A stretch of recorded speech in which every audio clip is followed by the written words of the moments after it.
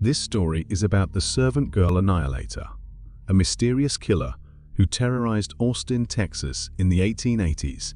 His identity remains one of America's oldest unsolved mysteries. Before the name Jack the Ripper struck terror into London, the city of Austin, Texas, was haunted by a brutal killer who left a trail of blood in his wake, targeting innocent servant girls. A story of horror, confusion, and unanswered questions. This is the tale of the Servant Girl Annihilator. The calm before the storm. Austin, in the 1880s. Austin, Texas, in the late 1800s, was a rapidly growing city in the post-Civil War South, still bearing the scars of the conflict that had divided the nation. The streets of this capital city were filled with a sense of optimism, a desire for progress, but behind the promise of a new dawn, dark shadows were creeping in, unbeknownst to the community. The growing workforce of domestic servants, many of them young women, were living in fragile, vulnerable conditions, often working long hours for little pay.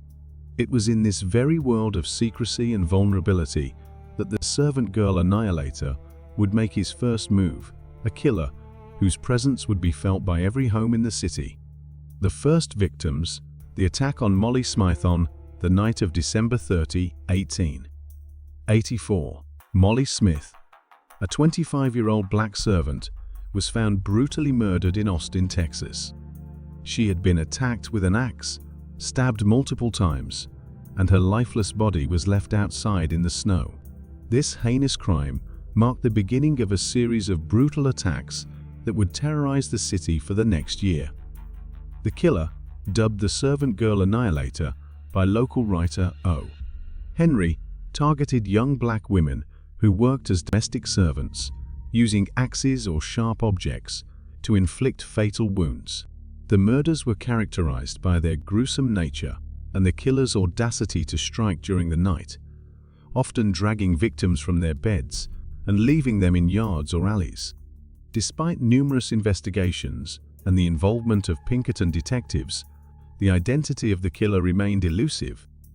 The series of murders ended abruptly in December 1885, but the case remains unsolved to this day, leaving behind a legacy of fear and unanswered questions in Austin's history.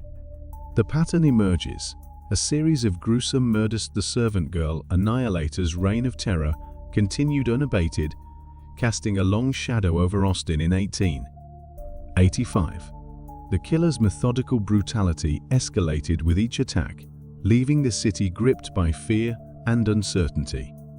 Despite the mounting panic and the involvement of law enforcement, including Pinkerton detectives, the identity of the murderer remained elusive. The community's sense of safety was shattered, and the once peaceful streets of Austin became a haunting reminder of the unsolved crimes that plagued the city. The case stands as a chilling chapter in the history of American crime, highlighting the vulnerability of marginalized communities and the enduring mystery of the Servant Girl Annihilator. Austin in panic. The city responds as the number of victims mounted. So too did the panic within Austin. The authorities were clueless, unable to find any concrete leads. The killer seemed to disappear into the night after each murder, leaving nothing but fear and confusion in his wake.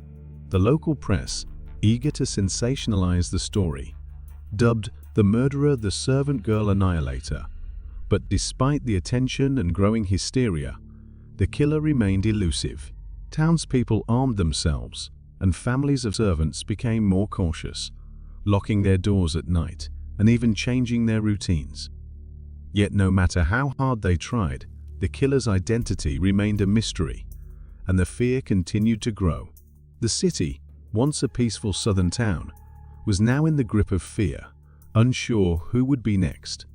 The authorities' inability to solve the case led to widespread distrust in the justice system. Residents began to take matters into their own hands, forming vigilante groups to patrol the streets at night. Despite these efforts, the killer continued to elude capture, and the terror persisted. The community's sense of safety was shattered, and Austin would never be the same again. The investigation, a city gripped by fear. In the wake of the murders, Austin's local law enforcement, along with Texas Rangers, launched an extensive investigation. They scoured the streets for clues, interviewed witnesses, and followed every lead, but nothing ever came of it. The killer's ability to slip in and out of homes without leaving a trace baffled investigators. Despite an increased police presence and a series of public pleas for help, the killer was never caught. The case became a symbol of the growing sense of unease in the city, a reminder that no matter how many eyes were watching, some mysteries remained too dark to solve. With each failed attempt to identify him, the city's fear only deepened. The authorities' inability to solve the case led to widespread distrust in the justice system. Residents began to take matters into their own hands, forming vigilante groups to patrol the streets at night.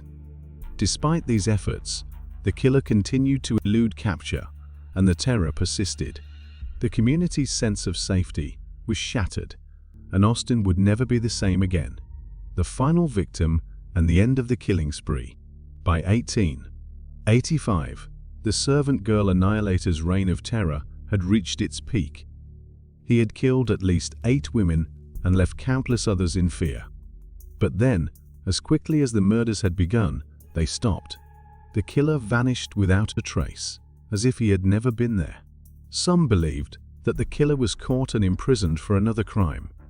Others thought that he simply left Austin, never to return. The final murder, that of a woman named Adina DeWitt, was the last known attack. After that, the killer's name faded into the shadows of history, leaving behind only an unanswered question: who was he, and why did he stop? Theories abound, with some speculating that the killer was a Malay cook named Maurice, who worked near the crime scenes and left Austin shortly before the murders ceased. Others suggest that Nathan Elgin, a 19-year-old African-American cook who was shot and killed by police in 1886, might have been the murderer, as he was missing a toe that matched footprints found at the crime scenes.